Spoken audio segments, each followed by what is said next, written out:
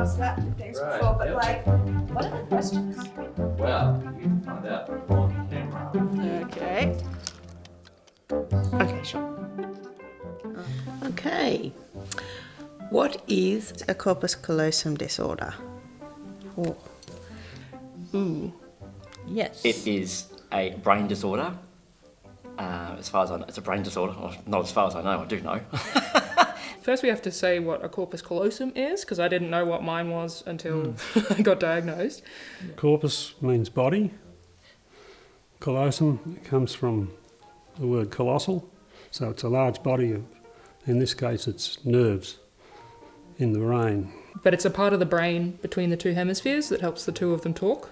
It can be missing, it can be odd-shaped, it can be partially missing. Me, I don't have one. What about you? So I've got partial agenesis of the corpus callosum, so that just means got a congenital brain malformation. So during fetal development, I've only had part of the corpus callosum form. There's a huge variation in terms of what that means for different people. It's a very broad spectrum, and there's a lot of overlap between these different anatomical diagnoses. So we just have this broad CCD, Corpus Callosum Disorder, word that means all of these different things. It's also very rare and not many people know about it, so it's very hard for people to often understand what's actually happening for a lot of us without us telling people. How does it affect you? I want A, B, C, D. Well, we can't give you A, B, C, D. So you could also have two people with very similar looking scans and then very different outcomes. There's about 400 known genes that can cause this condition, and then there's environmental causes on top of that. And it's about how the individual brains adapt. Yeah, so it's the adaptation. So you have other commissures, other bridges that connect the two hemispheres of the brain, whether those are utilised. Will your corpus callosum grow back? Never. Nope. No. No. I wish. No, it won't. No, you're either born with it or born without it. There's no. It's like losing a limb. You can't grow a limb back, so. You've been born without it. There's a cause behind that. It's not going to grow later in life. Exactly. What's the dumbest thing someone's ever asked about your CCD? Was on the playground when I was little, when a person zoomed up to my sister and said, "Is your brother retarded?" And I had sort of turned around and spoke very clearly for myself, and I was just like, "I have a brain, can talk." And they were like, "Oh!" And I was like, "Yep." In terms of dumb questions, I'm not sure, but it's just dumb attitudes in general sometimes. Are you sure you have a disability? I can't see it. You know, our medical condition is a hidden medical condition. You know, that it'd have to be a doctor. Because when you talk about your condition to a doctor, some doctors that I've been through are like, what is that? We actually end up teaching them. Yep. After I'd had an MRI, and he said, "There's something strange going on. You've got part of your brain missing." I thought, gee, that's strange. When I was diagnosed, my GP didn't know about the condition, so we looked it up on Wikipedia together. Oh, that's not a thing. You can't not have a corpus callosum. It's not a thing. And I was like, it's interesting that you've got a strong opinion about this thing that you didn't know was a thing seconds ago. So It's not life-threatening, because people think of it, people straight away do a knee-jerk reaction exactly and jump right. back and go, "Oh my God." But you have to reassure them that you're going to be living for a while. It's just a mental condition, not life-threatening. What can't you do that people think you can? Get somewhere without getting lost. Yes. Yep. I can relate to that. Yep. slow processing speed is a big one. It takes us longer for the information to get from point A to point B. Instead of just going straight across, the information in our brain says, got to go find all the back streets. I can't do jumping jacks. You know, like star jumps when you're warming up. Do it. So I'm up when everyone else is down. I don't know why I can't get in line with it. Slower motor processing. I go rock climbing. I was surfing when I was a kid, but I haven't mastered the star jump, and it's really embarrassing. I can't run fast. I can't swim. I can't ride a bike. Yeah, fine motor skills is a big problem with someone with an ACC. Riding a two-wheeler bike. Theoretically, I can if it's on a flat surface and like with plenty of space and lots of other conditions are met. But riding a bike is balance plus coordination plus motor planning plus like decision making, which again, making decisions quickly, can't do. And lots of things that basically it's a surefire way of sending me to overload. Yep. Depth perception. And spatial perception. So yeah. For Spatial me, awareness, yeah. Yep. So for me, changing lanes in a car and everything, when I'm sitting in a car, everything around me and outside the car seems that much closer to me than I know it is in reality. Lots of trouble being an adult. So when I turned 17, 18 and was thrust out into the world, that was a real tough time for me. One of my bosses within my job, having just told them I've got this disability, and they just basically ignored it. It's like it's gone in one ear and out the other. And they're still then just saying, well, if you can't, trying to compare me to the same as a neurotypical colleague. Yeah, I always get the, I can't do that either. And it's like going, not to the degree that I can't do it. Yeah. If you say, I have sensory issues, I don't like lots of noise. I don't like lots of noise either. Everyone tries to relate to some things. But they do not have any idea. We struggle with things on a higher, completely different level.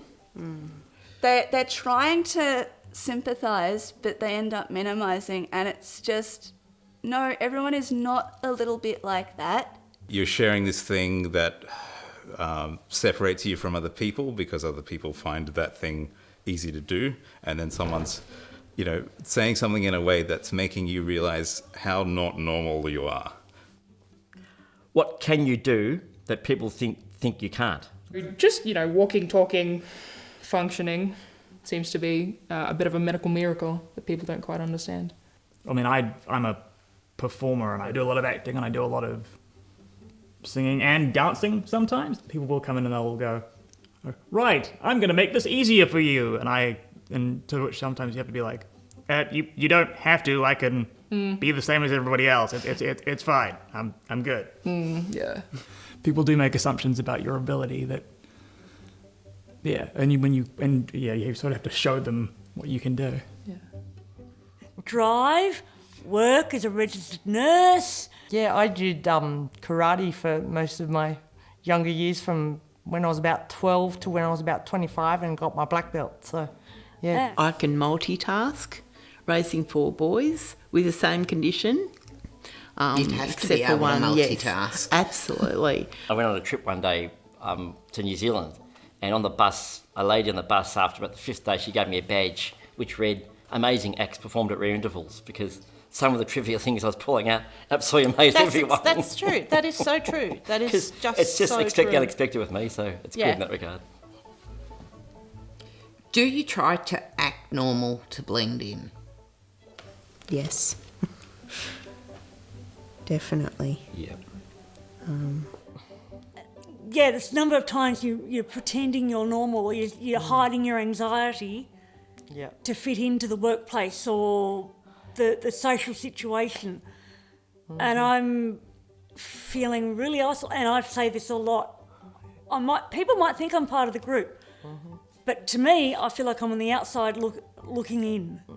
I do try and act normal to varying degrees of success, and being part of this community and learning from other people with lived experience is really valuable, more valuable than I could have imagined. And one of the things that I've learnt is that acceptance is a powerful tool. Having the right frame of mind for overcoming whatever problem we need to overcome. So accepting that we are a bit different, and you can be the best person that you can be by not trying to blend in all the time and using this energy that essentially does nothing, because you kind of can't be completely normal. You can't always be the person that other people want you to be, and then even if you get their acceptance, it's not necessarily the thing that you need the most.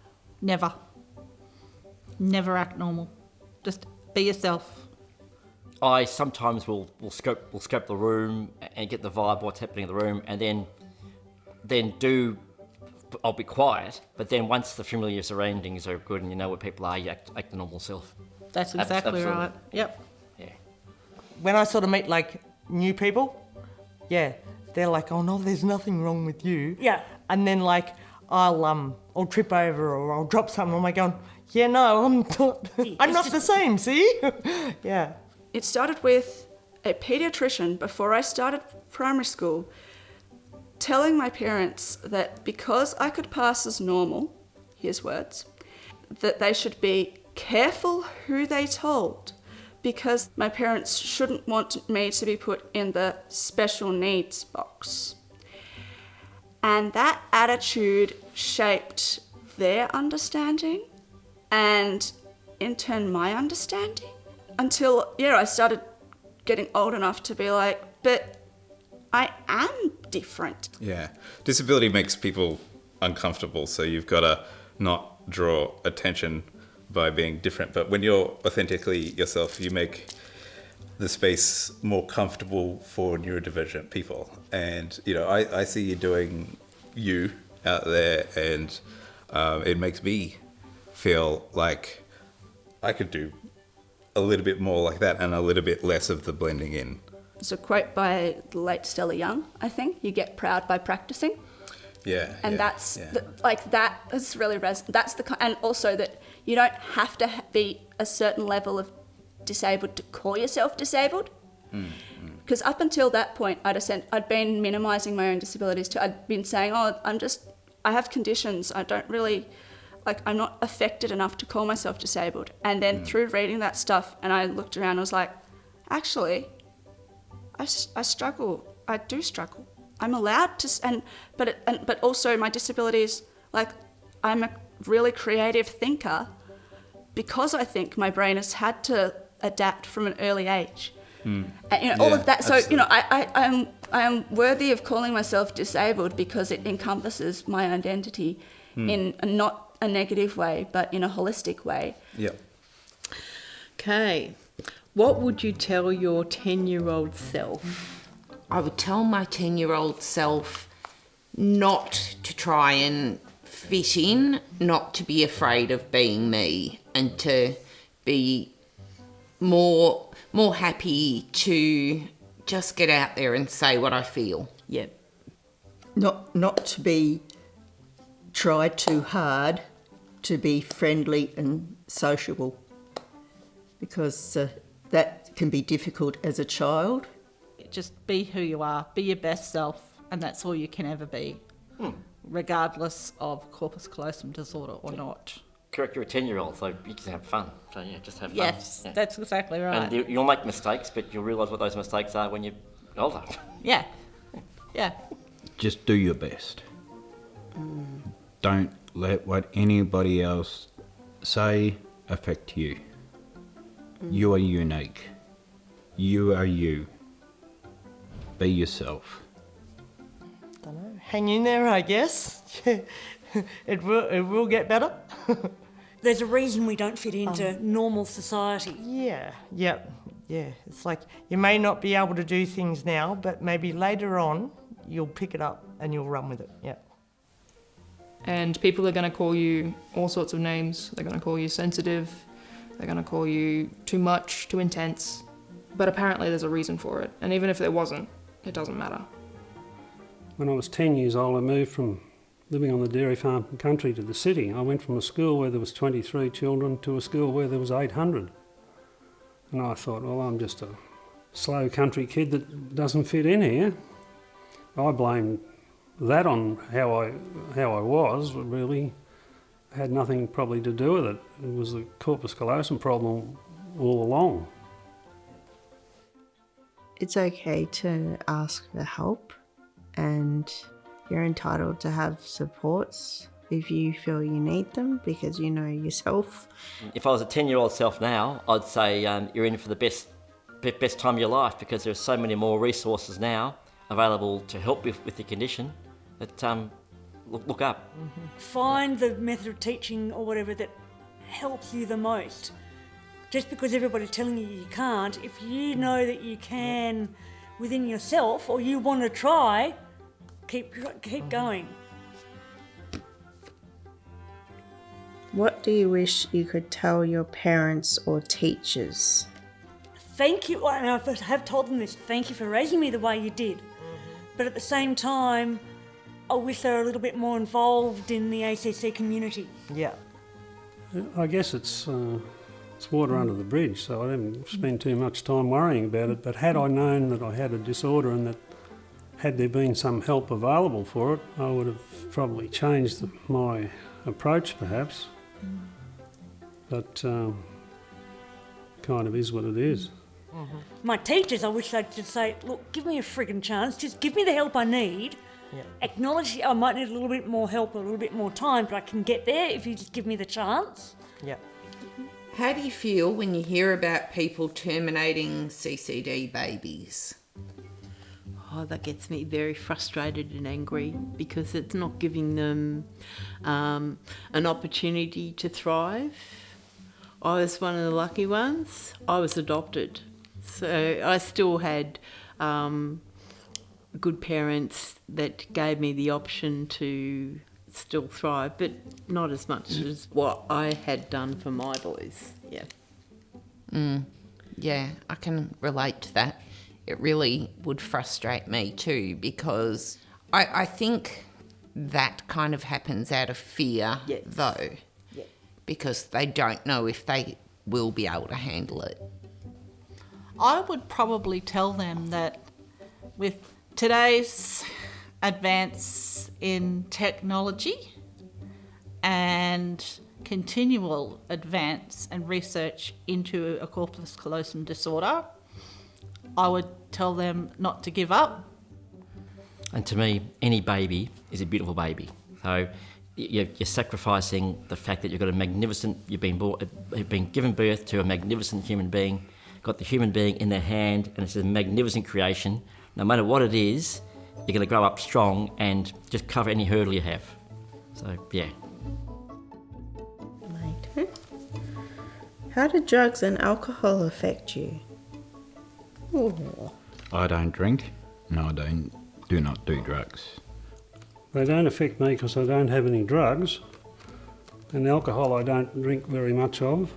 I think we have to be careful with the drinking, because we often already have impaired in judgment of certain things, so it can escalate that.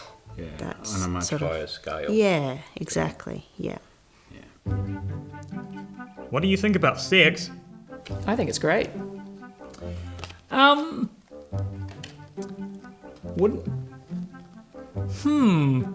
That's a tough one.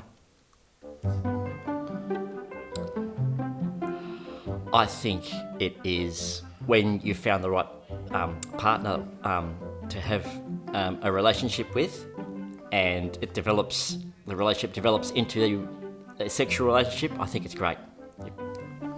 I agree. I think that once you've found the right person, sex is great. If I could say, sex with CCD, it's difficult, but once you find someone that who understands who you are, and the bond between you both grows, and I think it's great. I've never looked at it that way, but that makes sense. Yeah, definitely makes sense. Because I'm dyspraxic, intimate physical touch is really awkward. So you don't really know what you're doing and where you're going, and if you don't have a wrong hole. And if you do, yeah, exactly. And if you don't have a partner that's like Because lots of people at the age that I am now, I'm in my late 30s, they assume that you know a lot about sticks, and so when you are being intimate with them, it's a little difficult to explain that you don't actually, or that you need time to process how to physicalize intimacy with the partner. So yeah. And sometimes the sensory aspect. Yeah. Don't touch me. Yeah, No. yeah. And it's hard to explain that to someone who, Exactly. like, as far as they're concerned, genitals are always sexy. No, but they have fluids and things, and what do we do? Yeah, definitely. What's the best thing about having a CCD? Well, when you get blamed for things, you don't have to offer any more excuse than that. That's really playing the trump card. Having a built-in reason to quit Zoom meetings early. I'm really struggling with my functioning today, and I can't have my camera on, not because I'm eating food, but because my tics are really bad. Sorry. What I like about it is that my family are accepting of me. Like, yeah, all my cousins and aunts and uncles, and they're like, they said, they care about it. They say that, we don't care about your CCD. She said, you're you, Georgie. Like, you've always been happy and bubbly, and yeah. Knowing and accepting that you have it and moving forward.